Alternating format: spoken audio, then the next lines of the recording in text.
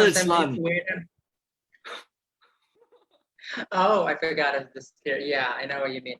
No, but I'm saying I've done so many things with like nothing. And I was just out buying stuff for Shabbos, so I'm still wearing them. Abby, guess what? Hey, meeting is now streaming live on Facebook. It looks like we're live. We're live. Please God. Okay, let's share it. You're gonna share it. Shalom, everyone. We'll get started in a moment as we figure out how to. Great. Now everyone can see me sharing it. Everyone can see that I'm on my phone. Hi, Abby. Hi, Avram. Welcome to this week's episode.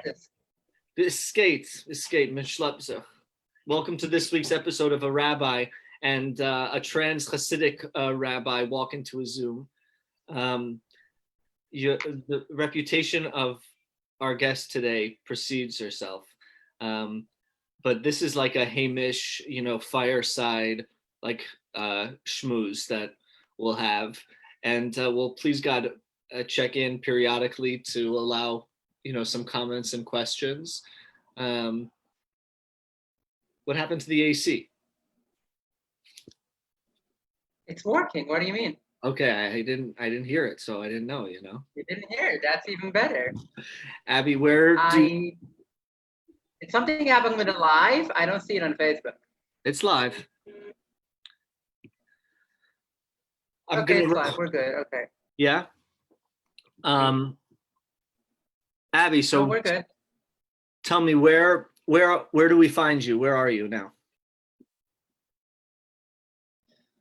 Well, I'm actually, I want to say unfortunately, though I can't complain compared to I think what a lot of other people are going through. I'm home. I am at my place on the Upper West Side. Kind of. I live on the intersections between Upper West Side, Harlem, and I guess what's called Morningside Heights, depending on how you want to call that. I'm not going to give my exact address. I would prefer not to have anyone stalk me. But I live right next to Morningside Park and Central Park, which has actually been a blessing nowadays because with a mask and keeping your distance, there's a lot of green spaces to hang out in, which is great. Central Park tends to get a bit overcrowded because New Yorkers are not good at listening to rules, which is like very OTD or like unorthodox to me, which makes sense, rebelling, but it's not funny when it comes to health. But Morningside Park has been great. People have been behaving, so to speak. There's a mile-long track that you can run or walk on. There's a lot of like open like fields you can sit down on and quiet and shade. So been doing that a lot, specifically on usually on Shabbat mornings. I would go out there and it almost feels like a bit like a small like shul. Like I think I run in every week to people that I know from Rome, people that I know from BJ. Like it's the area where there's a lot of great Jewish community, so I constantly run into people. You live in the intersection of a lot of different places and a lot of different worlds, not just Morningside and literally and metaphorically. Yes. So von wann kommt Ayid? Where does your story begin, Abby?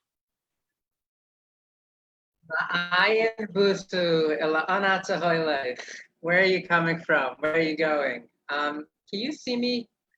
I see you a little bit frozen right now. Your internet is a little bit schwach. It's a little. My internet is unstable. I could transfer to my phone, which would mean here. Let me try this. Let me see how this looks. I will transfer into the conversation with my phone, so you don't even have to log out. Okay. Because my Wi-Fi, when everyone who lives in the building, we have one Wi-Fi connection, which is usually good in normal times. Did I freeze again? I froze again, didn't I?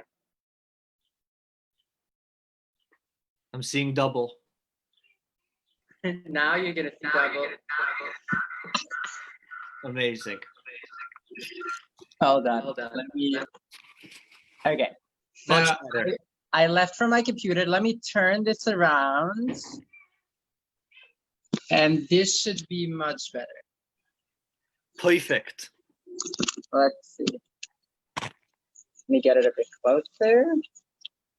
We see your Zadie shirt prominent. We'll get to that soon. Well, we can talk about that. Yes. How is this? How's the angle? Are we good? Looks great. You sound great. You look great. But now I have to do one thing. Whenever I'm on my phone. Yeah, God forbid we should see that you live like a human being with like clothing around and towels. Yes, God forbid. Yeah. I want to do one other thing, just turn off my computer, because otherwise my phone, I'm literally kind of like leaning my phone on my computer.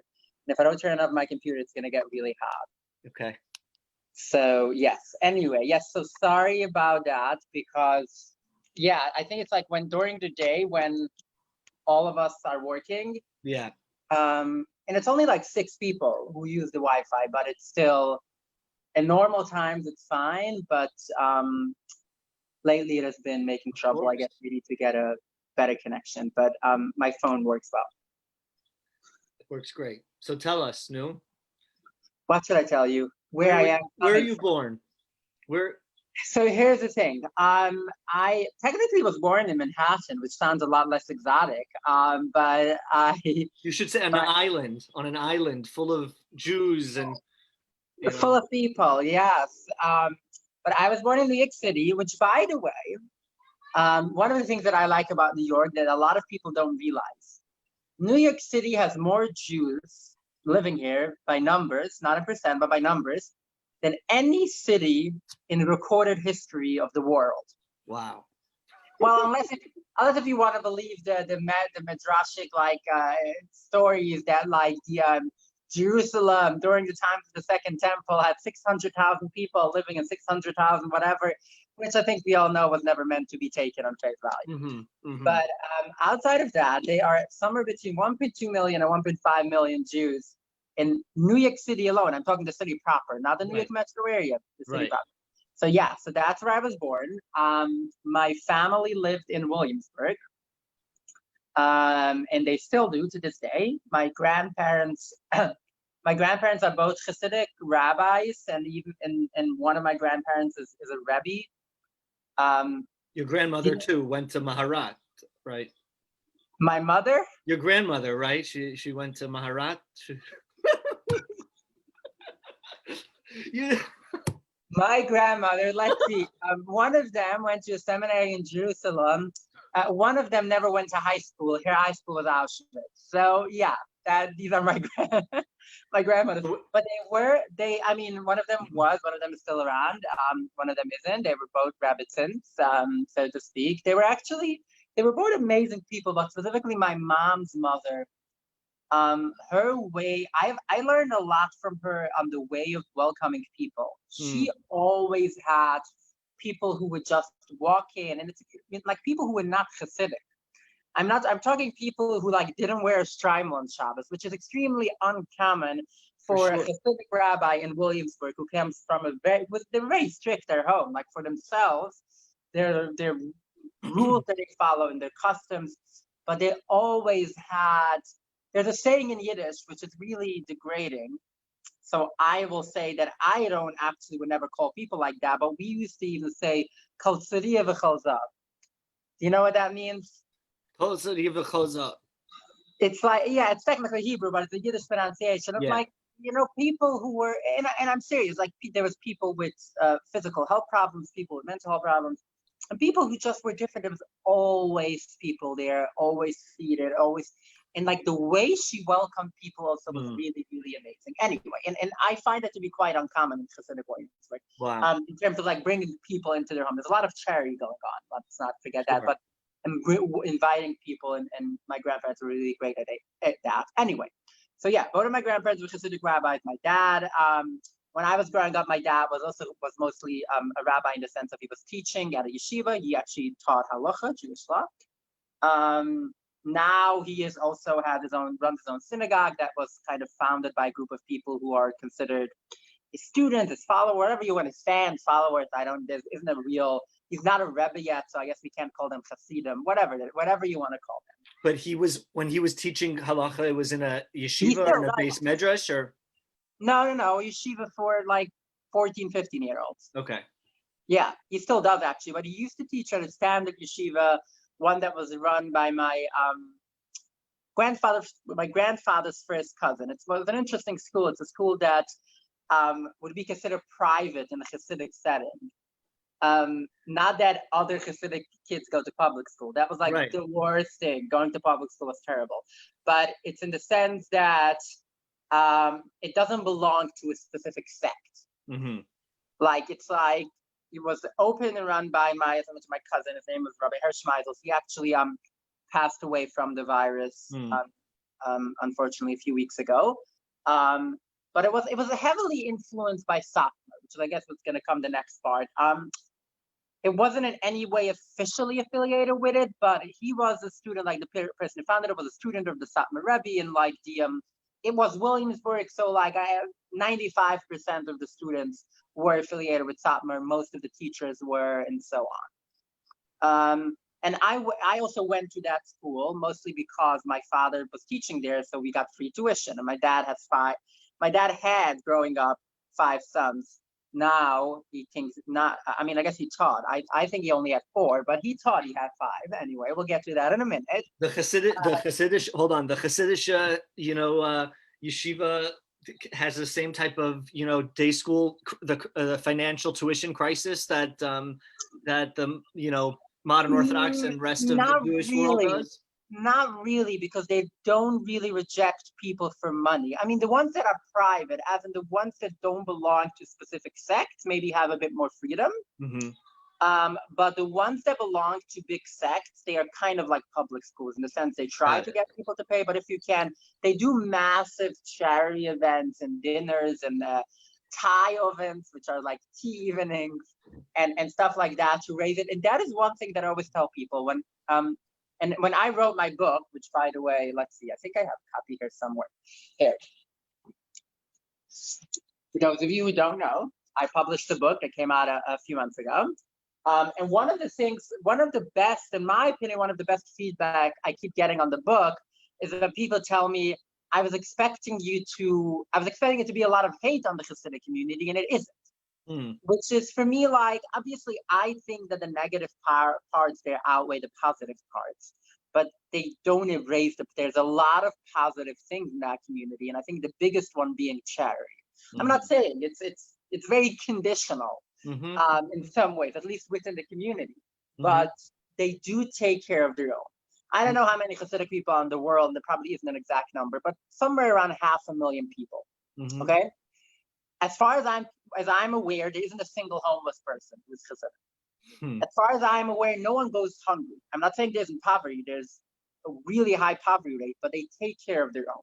And so they do similar to that with tuition and day schools as well. And I think the other thing that is also a big difference is I can't talk for all modern Orthodox people, but a lot of them would have no issue sending their kids to public schools. Maybe it's not ideal, but people. Okay, not ideal, but people like it's a lot less of a huge deal. It would be in the Hasidic community. Something was like, whoa! It's like going to church, which FYI is also terrible. That or walking into a Reform synagogue. Actually, that was a Reform temple. That was worse than going to church. That's what I was told. Anyway, yes. So that is. But my dad now teaches at a different school, which is a school for teens at risk, I guess. We would say shvacha bucherim, which though it doesn't mean they do drugs. It means they have smartphones and might talk to girls. So there they do have I think they charge like $1,000 a month, and it's like they are very strict about it, but it's because it's a specialty school, so that's where you teach it now. But yeah, so that's basically where I grew up. You have how many siblings? Sorry, let me rephrase that though. I think if I grew up, the jury is out on that. I usually say my parents attempted to raise me. If you ask them, they would tell you they failed. So I'm not sure if I ever grew up. Fair enough. Yeah. Well, I don't think so. It's just in their minds, it's like that, I guess. Right. How many siblings do you have? I come from a standard family of 13? 13. What? You don't have 30 siblings? Doesn't everyone have 30 siblings? So I have 12 siblings. I'm one out of 13. Yeah. So I have 5 older sisters, 4 younger brothers, and then 3 more sisters. So it's 5, 4, 3, which is very easy to remember. Yeah. Um, What, yeah, sorry, go ahead. What was Shabbos dinner like? Shabbos was beautiful, actually. I used to love Shabbos and holidays. Well, other than the restrictions that were a bit too much. And I think as much as Hasidic community or Hasidic Judaism originally was all about the joy, and like Shabbos should all be about enjoying yourself in the resting part, the intensity of the rules and laws, which are not just what is actually halachically, but then there's all these like additional customs, and then chumras, which is like this Aramaic word for additional hardship, so to speak. Yeah. That's literally what the word means, hardships or hard, something like that. So yeah, so that kind of took away a lot, but it was beautiful. Like a Friday night dinner, every week had the exact same menu. And that isn't just in my family. That is true across the Hasidic community. And I think there's a certain kind of predictable beauty to it. Like, you know that whichever family you go to, whatever it is in Williamsburg, in Borough Park, in Canada, in Europe, in Israel, or in Australia, whatever it was at home or at a family gathering, at a Sheva Brachas, in camp, everyone has basically the exact same basic menu. And it's a 5-course meal. It starts out obviously with challah. My dad always resisted having any salads because it's not traditional, though I think by now many Hasidic families have added salads to the meal, but we never had salads at home. We would have a dip that we call charif, which means sharp in Hebrew, but it's most people call it tomato dip. I think in Israel, a lot of people call it Arabic salad or Arabic salad, at least in Yiddish. It comes from the Middle East. We got it from my grandma, who's Middle Eastern. And it's basically just tomatoes, garlic, and a ton of spices, anything you can put in it. That was followed by the fish, which was always like gefilte fish and salmon fish, served cold. And depending on where you come from, it's either also going to be served in a broth, which might have some carrots in it. But specifically, if it's Hungarian or certain Romanian parts, the broth is going to be like a jello, which is delicious. I know a lot of people didn't grow up with it, might think it's gross, but I find it delicious. I'm with you. Another quirk that we had is gefilte fish made out of salmon. My mom didn't make it every week, but sometimes. And I always tell people who say they hate gefilte fish, it's like, you got to try the homemade salmon gefilte fish until then. And I've had people like at meals that I host, and I host meals a lot. And I literally just got some, and I'm going to make some today as well. And I've had people who swore they hate gefilte fish. They eat a slice of that, and everything is different. Anyway, then that is followed by chicken soup. Okay, and obviously we have like chrine, which is horse. Obviously. Yeah, I mean, otherwise, Chilul Shabbos. Yeah, seriously. Then what would happen? Wait, Abby, what would happen if, like, it would never happen, Mistama, but like if there were milchiks ever served on like a Friday night?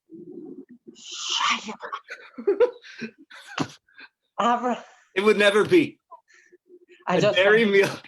I know you're getting heart palpitations. Okay.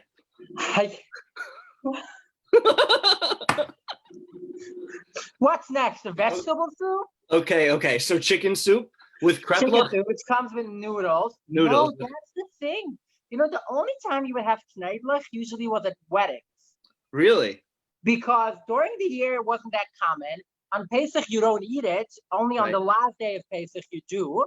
But like the standard kneidlach made out of normal, like not the shmura matzah, but made out of like machine-made matzah, whatever. Yeah. Literally the time we had it most was at weddings. It's a staple at weddings, but not. I mean, my mom would also make it sometimes at home on like Rosh Chodesh or like on special like dinners. Were the kneidlach never? The kneidlach were like heavy, like bricks, or? Oh, no, you can make them into a lot of things. My mom would always put seltzer in it, which was really helpful. It's the secret for kneidlach, for potato kugel, for a latkes. If you want them to be fluffy, you add a bit of seltzer, and it does the trick. Gewaldic. Okay, so after the chicken soup? So you have the chicken soup, which comes with noodles, the long egg noodles, Right. unless during the high holidays, it's boxy noodles. Okay. So like I'm just trying to show like everything has a cup and everything. And also lima beans. Lima beans. Yes, that is by now they say it's a Kabbalistic tradition. I think it's more like people started eating it a few hundred years ago and then it became Kabbalistic. But whichever way you look on it. Sure. Yes, lima beans, and some people also will add chickpeas. Ein mukdam mucha b'Torah. Yes, it doesn't matter. Right. Yeah, exactly. And then that is followed by the main course, at which we were all usually full, but we would still eat a small piece of chicken. Then there would be kugels, which on a normal week we would have usually just potato and lakshin kugel, which is noodles. Sure. If it was a special Shabbos, like it was Rosh Chodesh, or it was a holiday, or the Arba Parshiot, which is like the 4 weeks, 2 weeks before Purim, 2 weeks after Purim, anything special, there could be a lot of additional. There could be an apple kugel, which is kind of like apple cake with a bit more of oil. There could be the Yerushalmi noodle kugel, Yerushalayim lakshin kugel, which is a noodle kugel, but it's a very spicy. I think these were usually the kugels on Friday night. And then it comes with farfel, which my mom would always make fried and then cooked. So you first fry it. Wow. So farfel is like these small egg barley, for those who don't know. You first fry it in like an inch of oil, and then once it's really brown, you add a lot of water to it and you let it cook for a while. It's delicious. And then simmus as well, like the sweets, carrots and everything. And then dessert was always the same thing, apple compote. No vegetables. Vegetables? What is that? Okay, potatoes, I guess. That's the thing some people eat for breakfast sometimes. Okay. But here's one other thing, though, I need to say, which is specifically in my community. And where my dad at home, all our customs came from Vishnitz, which is a Hasidic sect that originated in what's now Ukraine. And my great-grandfather on my dad's side, my Stein great-grandfather, literally was born there. He comes from the village of Vishnitsia, which is where the Vishnitz sect comes from. And one of the interesting customs they have, and it's a really strict one, is that there's a song between each dish. Oh. And on Shabbos, there's like specific songs. So like after the fish comes Kol Makadesh, and that is the same tune every week. It's not even a song. It's not really a song. It's a nusach more like. It's the exact same nusach that we do on Shabbos morning for Yishtabach. Give me a taste of it, just a little taste of it.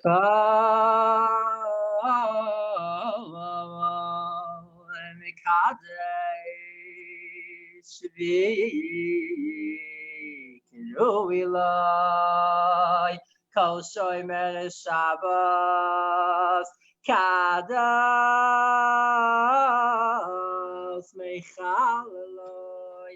And at home, it wasn't even that intense. When you put that, you imagine 1,000 people doing that together on quite a good tune on Shabbat morning on Yishtabach. It's like, it's loud. It has a beauty to it. Wow. Did you daven for the Amid? Did you daven for the Amid? Yeah, I used to quite a lot. Did you? Well, usually not in the big synagogue though. Like in the big synagogue in Muncie, for example, where our Rabbi lived. Yeah. Everything is it's like a huge deal. Like he was in control. He passed away a few years ago. But he was literally to his last day. The Rabbi I grew up with, he was, for the lack of a better word, he was kind of a control freak. And he everything was he knew, he was in charge exactly, out of the 1,000 or 1,500 or on the high holidays, 5,000 people between the man and the woman, because I like to count the women. Yeah. Which is another interesting thing though, because usually in the Hasidic community, when people would count, how many people were there for? Right. You will be there was 2,500 seats and probably another 1,000 teenagers standing on the parentials, which is the bleachers. And then I would be and how about the 1,500 seats in the women's section? Right. But you would have about 5,000 people, and he would be in control exactly who prays what for them and who goes and opens the ark, which happens 10 to 20 times. Wow. Who is called up for every aliyah, who gets how, everything. He was this 90-year-old guy who was controlling everything. So there, I did daven a few times. He was my cousin, so family and rabbinic family. So that's a big cover. That's a big honor. Yes. Oh, he was very. My family and his family were very close. Even before. So it was my great grandmother was a Twersky, and she was a first cousin with his wife. Um, and kind of with his mother as well. The vicious Rabbi, his mother and his wife were both Twersky. That they do that all the time. So my great grandmother was also that. For those who might know a bit more, his father-in-law was the Square Rabbi, the one who founded New Square, which is a real, like the closest you're gonna come to the what I think is the mythological shtetl that Hasidic people talk about. And he was my uncle. The Square Rabbi was my uncle. His father is my great great grandfather. So anyway, so that's how we came in there. But even before that, like before the war, for example, in Vizhnitsia, in the village where Rizit comes from, there were 5 people who wore a shtreimel on Shabbos. And that was always a big deal to my family. The Rabbi, the Dayan, which is kind of like the rabbinical judge in the family. I think it was the Shocha, the person who was the like ritual slaughter. My family, like my great grandfather, and I don't know who the 5th one was. But wow. That's like the family was like, and they were also one of the oldest kind of Hasidim of that dynasty. Like they've been literally like father's father, like on the Stein side, was a student of the teacher of the founder of the Vizhnitz dynasty, and he became kind of his follower together. It's like whatever. So the family was kind of a big deal in that community. So sometimes I would daven for them, to get close. I haven't spoken about these in so long. Amazing. We have to get you davening for the Amud again. Oh, I do it sometimes. I lead services quite a lot. Yeah, at Romamu or where? Well, at Romamu sometimes. I mean, at Romamu is more like, it's a progressive place and it's like musical. But I guess I sometimes do. I read from the Torah there more than I lead services. But I do I've been doing a lot of weeks. I've been doing a tish on Friday night where I sing like for an Facebook Live. Maybe we'll do something tonight as well around 8:30 if I get around to it. Where I just share like songs and tunes. But yes, I get to lead prayers a lot more now when I travel. So I travel for about half of the year. I travel around to all different communities. I have done over like 400 speeches all around the world in the past 3 years. So I visited a lot of communities. Let's put it this way. I've led services even in modern Orthodox, like in partnership minyanim. Yeah. And then in conservative, reform, reconstructionist, renewal, non-denominational, humanistic, I've done it all. Not just attended, but led services. So I do it sometimes. Though like today, I usually, depending on the crowd, depending on the audience, it wouldn't be. I always try to put in here and there a flair of like a Hasidic tune, a Hasidic song, a nusach. We would say it's a nila, which is like this I don't know even how to translate that, or like a crash in Yiddish. It's like just a certain flavor. Okay. Can I ask you another question? You can ask whatever you want. I don't mean I have to answer it.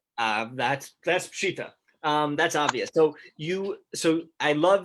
appreciate the intense description and attention to detail of all the foods. Were you involved in helping your mother prepare for the meals at all? Not really. When I was really, really young, she would give us like small pieces of dough where she would make the challah.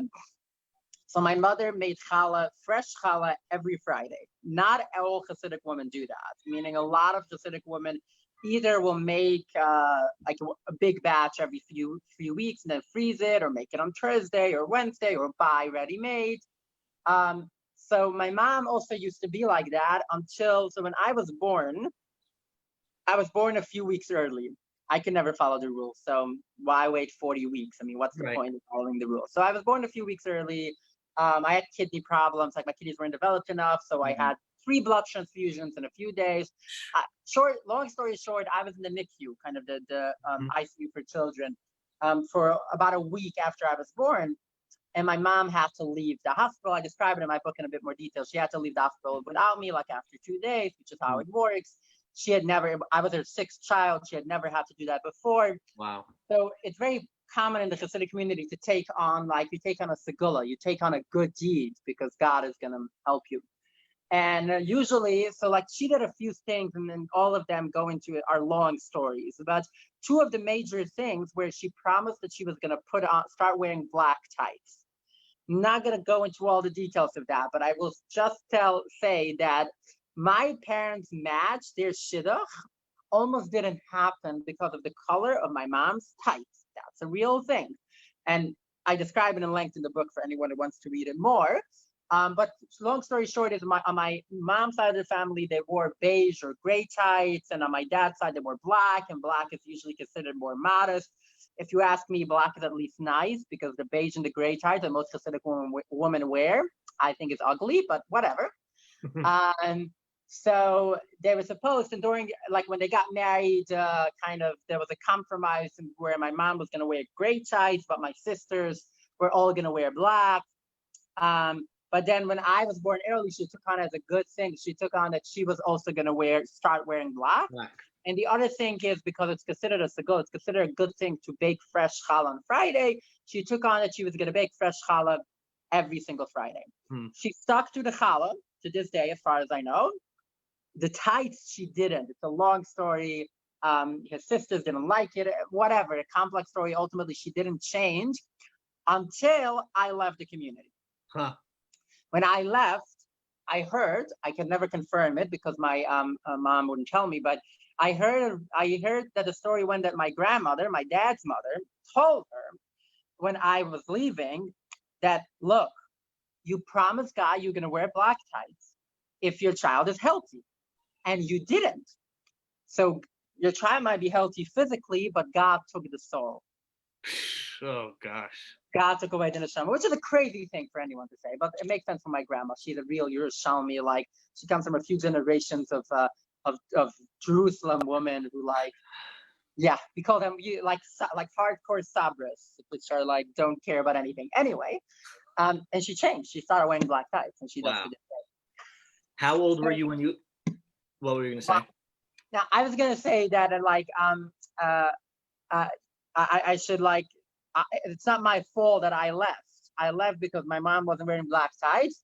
Oh, and the other reason is also, on my mom's side of the family, the next one is even better. On my mom's side of the family, she's a direct descendant of the Tzanzerot, of Chaim Halberstam. You've probably heard his name. He was the biggest Hasidic Rabbi of his generation in Poland. There's still today, there's sons in Israel and Babev, they're all like the Halberstam family, but even Satmar, which is now direct descendants of him, now they are, but the Satmar Rebbe wasn't originally, but they were his students, his followers. He pretty much had a control on the majority of, let's say, Eastern Poland and Hungary and these kind of Hasidic people today are one way or another students of his students and so on. And he was fighting. He had a huge battle against what was called the Maskilim, or the Enlightenment, that started reaching Poland in his time. And one of the things, and he was also always trying to push back. He is known for saying that machine matzah, for example, machine-made matzah is chametz gomer. You're not allowed to eat it. Like at home, we wouldn't even eat it after Pesach because it's chametz shavar of a Pesach. Wow. It's chametz gomer. They don't, whatever. So he was known. He was pushing back really hard. And as a way of pushing back against equality for women, he went the other way. And he wanted all that the women shouldn't do anything that they don't have to. And there's a rumor that he said, I don't know if it's true or not, but it would totally make sense, that he promised his... Wait. I can't hear you. Until the end of time. Say it again. Go back. He promised all of his descendants atzoif kol hadoros, until the end of time, that the women, if they promise him not to eat in the sukkah ever, not to make a bracha on the lulav and the esrog on sukkahs, and I think the third one was not to fast any fast days other than Tisha B'Av and Yom Kippur. He promises that they're going to have good kids. When my parents got married, my dad didn't like it because on my dad's side of the family, my grandma did eat in the sukkah. And he made a compromise with my mom that at least the first day, she should sit in the sukkah and make a bracha because that's like min Torah, that's like biblical as opposed to rabbinic, whatever the whole story. And she did until I left. Wow. because I left because she ate in the sukkah. So I think that should be the title of my next book. Yeah. I went home to Darish because my mom ate in the sukkah. Right. It's not on me. Let me ask you a quick. The ridiculousness. I feel so bad for her sometimes. Like the ridiculousness of people. Let me ask you a question about this. Yeah. Okay. How do you understand? Because you're Abby. I mean, you're brilliant, right? You clearly have your own. You've been a sponge in the communities in every place that you've been in terms of what you soak up. But you're also a student of history, you know. So how do you make sense of, say, like this move of the Hasidic movement, which when it started had political overtones, but was also ultimately this like revivalist movement for for personal, like emphasizing personal expression with Kadosh Baruch, with God. How does that become translated into the most like conservative lowercase c? It doesn't. How does that compute? Here's the thing: if I imagine my Zaidi, the Baal Shem Tov, waking up today, which is a thing the Hasidic community will always say, oh, if someone could get up of his grave, the Baal Shem Tov will wake up of his grave and see the Hasidic community today, he would not recognize it, not even remotely. In many ways, Jewish renewal or other neo-Hasidic streams, which I don't know if you identify with that, but I think I would are a lot more relatable, maybe not to the exact minhagim that the Baal Shem Tov did, but to the idea. There's a letter, and I have a whole source sheet on that on Safari, and I might teach parts of it. I'm doing on Shavuot, so to next Friday, actually, I'm going to do a Jewish Live. We'll do during from 11 to 12 at night during the Tikkun on Shavuot. Nice. And I might talk a bit about that. There's a letter written for by the JCC? Huh? What, no, that's not the JCC. Jewish Live is a Facebook group run by my friend. Oh, yeah. Okay. Yeah, through them. I think they're going to start promoting it over the next few days. But I was going to say, yeah, so I have a whole source sheet on that. It's just so, like you see certain Hasidic texts that are the polar opposite. But it's specifically a letter written by Rabbi Loser of Lezhensk. So he was the son of Rabbi Limailach of Lezhensk, who was considered in the Hasidic community, he's called the Rabbi of all the Rabbis. That's my great-great-great-grandfather. That's like... also mine. Yeah. We never discussed it? We never discussed this. Cousins. Okay. We never discussed. I'll show you the family tree another time, but go on. I know mine by head. Oh, I wish I did. Yeah, so I'm son of him and his son, Rabbi Loser. But he writes in a letter to a student of his dad's. And here we're looking on the third generation of Hasidic Judaism, and you start to see how that starts to happen. And apparently that student, I don't know, we only have the response to the letter where he's responding, but it seems that the student was asking him questions about what does the Rebbe say here, and like specifically the things that he mentions, which song does he sing at certain times? Yeah. Does he say Shir HaShirim, the Song of Songs? And he answers him, he's like, I told my dad about this, and the words that he's writing in the like rabbinic Hebrew is like Nizda'azati sheyesh ba'olam shtusim ke'ela. It roughly translates, I was shocked to listen to so much bullshit. Like, that's like the ultimate translation of it. And he's like, people who come to rabbis because they want to know what they eat, and they want to say when we sing certain songs and when we say certain prayers. I don't remember, like he says extremely sharp things against it, which is literally so much of what Hasidic sects are about today. Right. Like, believe it or not, the Baal Shem Tov didn't wear a shtreimel because most people in that part of Ukraine didn't wear shtreimels. It started later. Like all of these, like making, like it's the polar opposite of what he wanted. He wanted people to focus on individual joy. Like take a story of what he would say. There's two things that always stuck with me, and I don't know how many of them came from the Baal Shem Tov or from the early Hasidic teachers, but there's this thing we always say that two people walk into shul for mincha, afternoon prayers.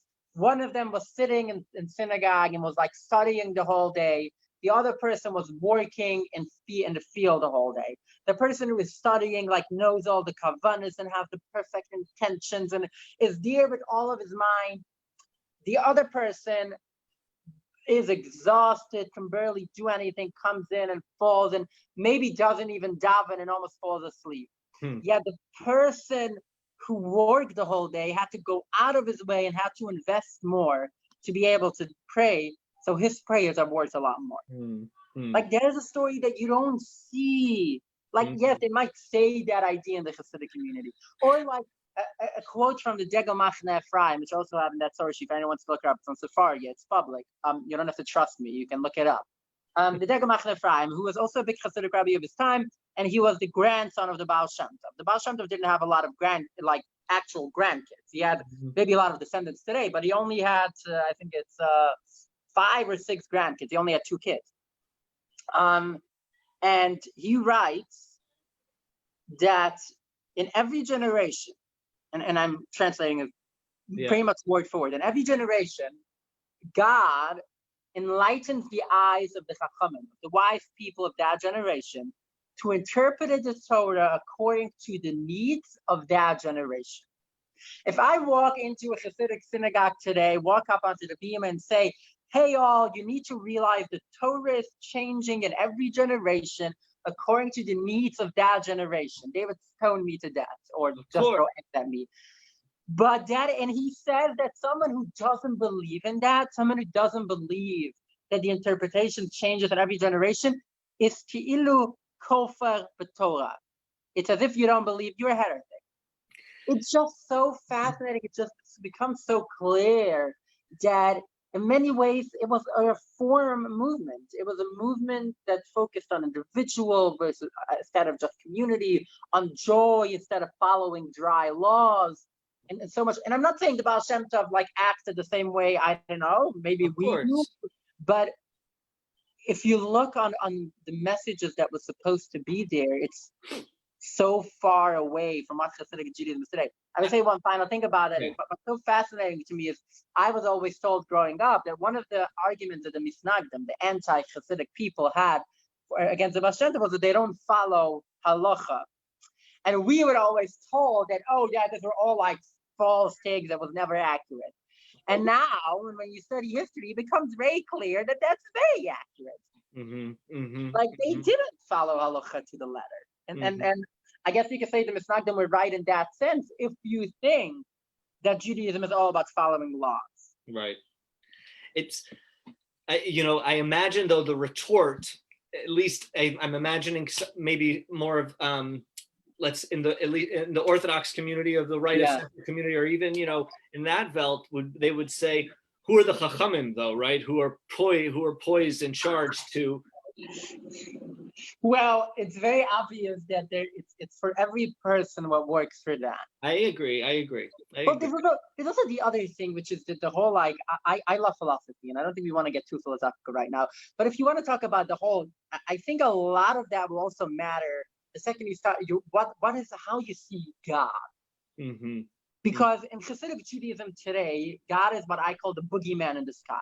Right. It's what I also think, a very Christian God, a very like God who is a creator and has an exact plan. And there's like this, what's called this duality, obviously, where there's like God and good and evil, God and humanity, as opposed to certain Hasidic texts. And I think there's 2 main schools in Hasidic Judaism talking about God, either that everything has a part of God, which is very popular in Chabad, like everything has an Atzmus Elokus.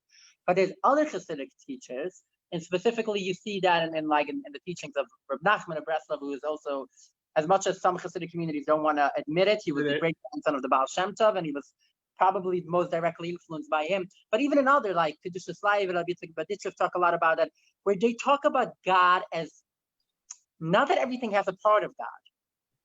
Everything is God. The sum total of existence is God, which also means that God doesn't exist, because God is everything. Meaning that the God that is like separate from humanity. And I think the second you start looking on that just means that your idea of that boogeyman in the sky who wants you to do X, Y, and Z disappears. And the whole our relationship with that, the second our relationship with the divine is something that is personal, that is who we are, that is the sum total of humanity. Which rules we follow changes.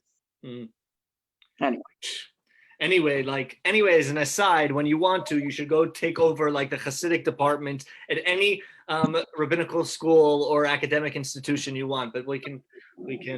I'm talking about not like the academic study of Hasidus. Yeah. But anyways, what else should we talk about? There's so many. Wait. Okay, look at the time. Okay, we have like 15 kilo minutes left. Oh, that's all. Something like that. Yeah. Wow. No, I also need to go make my challah. So yeah, there you go. So yeah. I need to finish it too. But yeah. Okay. How old were you when you left? Well, when I ultimately left, I was 20. I mean, it was a process. I think in some parts of when I really left, perhaps was the first time I got kicked out of school when I was in 8th grade.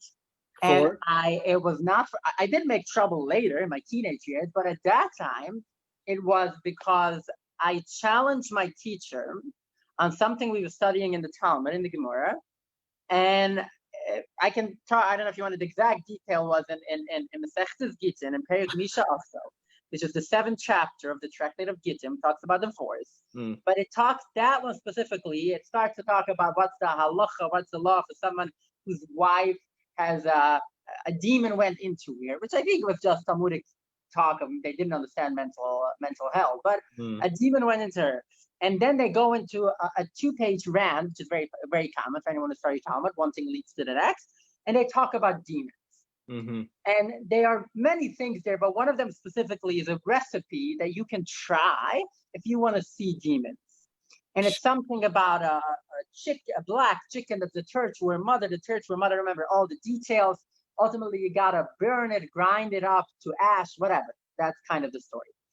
And I asked my teacher, with the pretend innocence, I'm not going to lie, it wasn't a real innocence, but it was I'm like, can I try it at home? Now, I'm not saying they don't have answers to that. They have ways of dealing with it. They love to talk about nishtanu hativim, which is like their go-to answer to all of these things. That nature has changed, and like all of these kind of answers, which are, you can take them as legitimate, you can take them as excuses. I'm not going to go into that right now. Sure. But when I think back, I realize it was both the tone of my question and kind of a led up to it. It wasn't the first time challenging, and also, I know Jews say that they love questioning, and the Hasidic community there's 2 rules to these questions.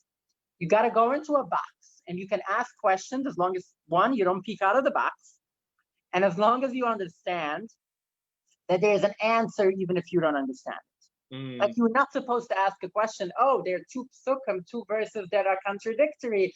Oh, it has to be that it was written by humans. You're not allowed to come to that conclusion. The conclusion has to be you don't understand.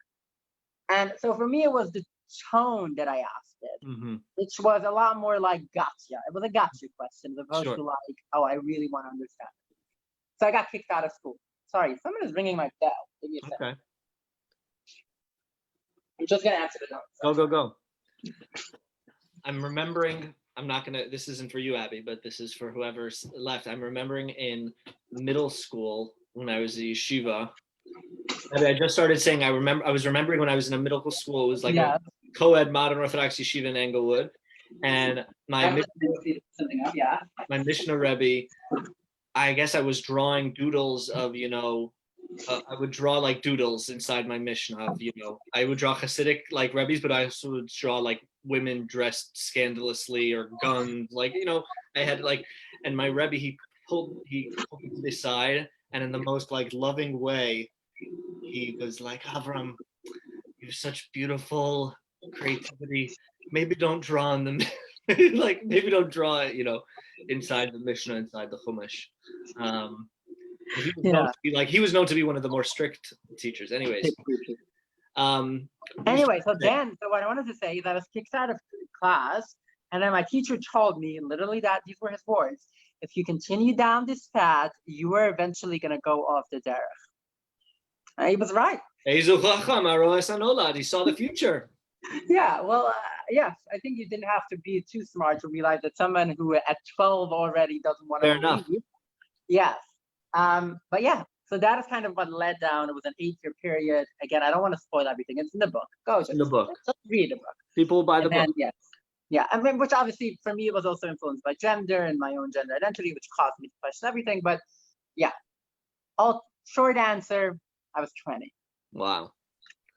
And who of the world, like within the world, are you still in contact with and In the connect? Hasidic world, I'm in touch with 2 of my siblings, about 10 to 15 of my first cousins. And here's the kicker. I like to focus on the positive. So I always tell people, listen, I have 2 siblings and 10, 50 first cousins. Most people I know, like most people I went to college with, for example, have dad, maybe don't even have dad. So it's a Right, nice family. right. Well, yes, it's 2 out of 12, and it's 10 to 15 out of a few hundred. I have a few hundred first cousins. I'm not even counting first cousins once removed, and second cousins and third cousins, which are cousins. Yeah, and why did I get to that?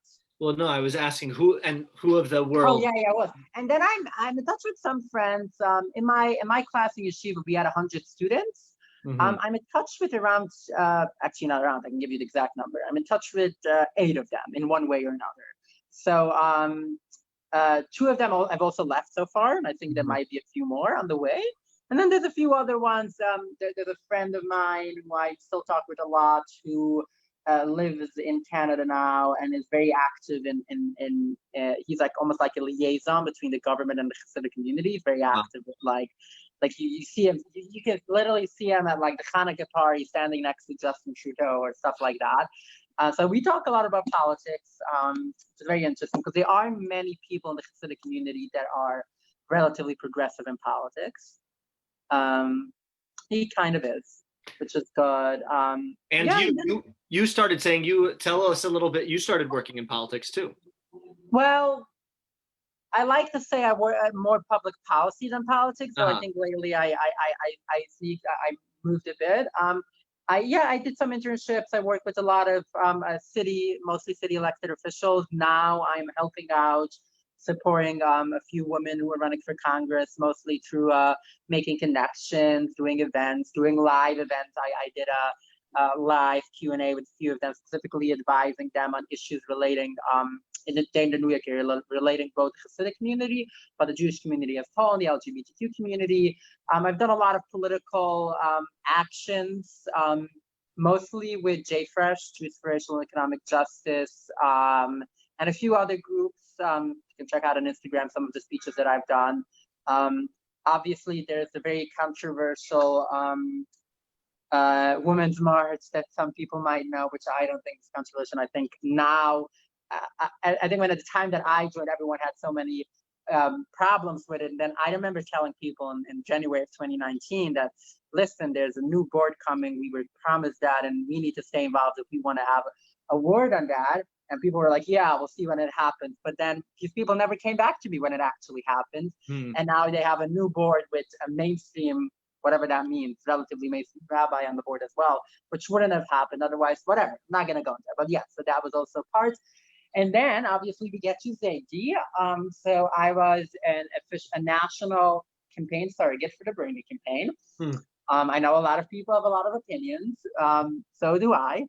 But we don't have to go into that. So yeah, so that was another strong political involvement. I did some work with Joel Rubin. Some people might know who's the Jewish liaison for the Bernie campaign, and worked with a lot of other people on the campaign. Abby, Yeah.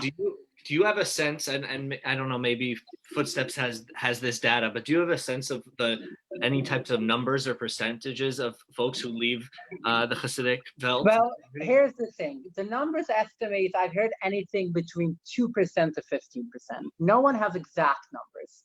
Footsteps in 2015, not in 2015, 2013, which is Footsteps 10th anniversary, they had a few hundred members at a time. Now they have like 1,800 or close to 2,000 almost, probably. But they estimated at the time that in the New York metro area, there are about 10,000 people who are eligible to join Footsteps. Hmm. The category, kind of the criteria to be able to join Footsteps means that you grew up in an ultra-Orthodox community and no longer are ultra-Orthodox. They are, contrary to popular belief, Footsteps does not does not shove bacon down anyone's throat. Right. They are staff members and members that are Orthodox, not the majority, but they are people who become like modern Orthodox, for example. Right. And then you have people across the spectrum. They're very, believe it or not, but they actually serve kosher food at all of their events for people. There's usually two options for people who want. Very like, I think the thing that people don't know about Footsteps specifically is they ultimately, their goal is only to help people who leave the Orthodox community to lead a more self-determined life, whatever that means for them individually. But I'm saying, so they estimated at that time there's around 10,000, which adds up to around 10% of the community. I know that in Israel, where the government keeps a bit more records, I read that a while ago, so I don't know how accurate it is, but from what I remember reading is that they estimate that 10% of kids who went to Chinuch Atzmai, which is the ultra-Orthodox, like Israel has three education systems, and there's the public secular, the public religious, and then there's the Chinuch Atzmai, which is the ultra-Orthodox. They estimated that about 10% of people who went to an ultra-Orthodox school, by the time they reach 30, are no longer ultra-Orthodox. And they can have a bit more better numbers for that because of statistics, whatever. In the US, it's hard to know. From looking on families, I get a sense that it's closer to 10% than the 2%. Every extended family by now has more than one person who has left. Like I know in my family, at both of my sides, there's other people who have left. Like when I remember, like the only person that left the community, my whole extended family, on both sides, when I was growing up, was my cousin Lou Zitwersky. Some of you know him, an actor, he's one of us. Sure. And he's my second cousin, and he was the only person that I knew who left. And now if I go up to second cousins, there's at least 15 to 20 of us on both sides. I was literally on my mom's side specifically, I was hanging out last week, and we were talking about how many of us they are, and we were talking about maybe going on vacation together. All of us, all of the cousins who have left. So it's definitely going up, not just in numbers, but also in percent. As in, obviously, there's more people leaving because the Hasidic community almost doubles every 10 years. So many kids, but also it's also going up in the percent of people leaving. There's no doubt that. Exact numbers, hard to tell. You know, I know that I can imagine, at least publicly, they would never state such a thing. But you know, there's a part of me that wishes that, you know, your families and the hardliners who see it as, you know, a soul being removed from them, or that they could see just the incredible impact that you have on the rest of Klal Yisrael, right? That alone, in terms of the Torah that you share, in terms of your, you know, obviously your own neshama, and not to mention your own personal journey and what that means for, I mean, that they might have other opinions about, but just in terms of like on the Torah factor and the learning factor. Let me share something, actually. The most hate from my former community I ever got online was not when I left, not when I went on TV or the New York Times or whatever. It was when I published my first source sheet on Sefaria. They're reading Sefaria? Huh? They're reading Sefaria? No, I shared it on Facebook. Okay. And on social media. Okay. And on an email list and on my blog. Okay. People who were reading it. Got it. And not many of them. You got to read. I mean, there are some people on Sefaria. Yeah. And also, like, you got to realize that these are already the people that are online. I would estimate, and it's totally more a guesstimate than an estimate, but about 50% of the Hasidic community have no internet access at all. Like if I look at my family, we're a family of 13, 10 of them have never been online. And maybe my family is a bit more radical than the rest of the Hasidic community, but I would assume somewhere around 50% have never been online. And the rest, you have a mix of kosher internet, filtered internet, to sneaking around to just totally open. So these are already the people that are online. And when I published that, people found that the most challenging, which I think is also sad, because I tell other people a lot, listen, if you want to hear me complain about organized religion, I can go on a rant from today to tomorrow and whatever. I have a lot of issues, but specifically when it comes to LGBTQ issues, I don't think that people are bigoted because they are religious. I think people use religion because they're bigoted. Because and that was one of my strongest evidence. Because if your issue really is religion, when you see a Mishnah who talks about 6 genders and who talks about people who don't fit in the gender category, when you read a 13th century rabbi, Kloinimus ben Kloinimus of Paitan, who is very clearly trans, or a Hasidic text from the Ramechel of the Lutz of the 18th century, saying that at times a female reincarnates in the body, a man, and at the times a woman will reincarnate in the body of a man. Like, at least, I'm not saying you should totally agree with everything, at least it should give you some pause to think for a second. Right.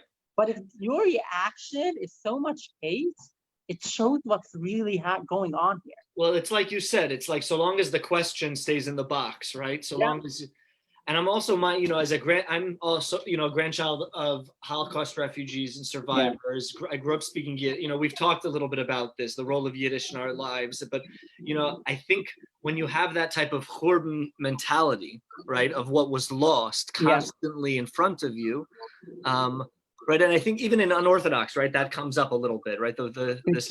Yes, it does. They very much live in the past. They let's put it this way: a lot of people my grandparents' age never left Auschwitz. Right. Which sounds like a harsh thing to say. Right. Both mentally, though. I remember my grandmother, for example, my mom's mother. She was in Auschwitz, and I grew up with her. She passed away in 2013, I believe.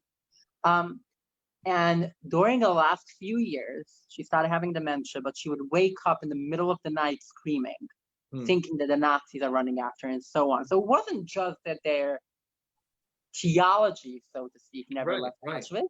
Right. There was a lot of mental, and you got to realize also that while I think every Jewish community all around the world has Holocaust survivors, Ashkenazi and Nana, I think a lot of people, we ignore too often the Holocaust in North Africa and so on. I'm not gonna, I don't have to talk about that. So like throughout the Jewish world, you have but I don't think you anywhere have a community like the Hasidic community, specifically in the US, where 95% were Holocaust survivors. Right. I remember as a child in school, my family was unique because only 3 of my 4 grandparents were Holocaust survivors. Right. One of them, my grandma, was born in Jerusalem, so the Nazis never got it.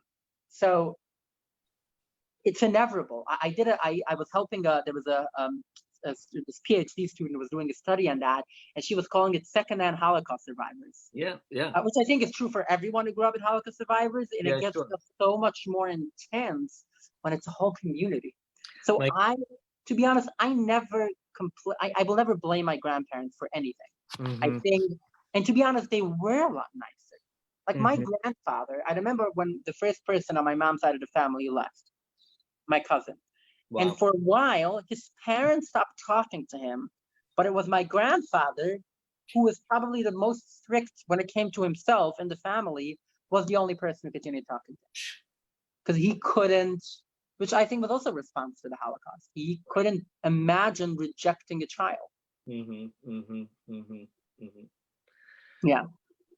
I think we're out of time. I know. I could talk to you for hours. I would love to, but I need to go make challah. I know, and I've got 3 screaming children in the background. It's such a privilege to sit with you and to learn a little bit of Torah and hear more of your story. And everyone should go and pick up a copy of your book. Yes. If you want to, I think an easy way, it's tinyurl.com/becomingeve. And you will find links to buy the hardcover, the Kindle, audiobook. It's all out there. You can get it everywhere. Yes. Have a good Shabbos. Have a good Shabbos. Stay sanitized. Thank you. Yes, I will. Sei gesund. Sei gesund. Bye.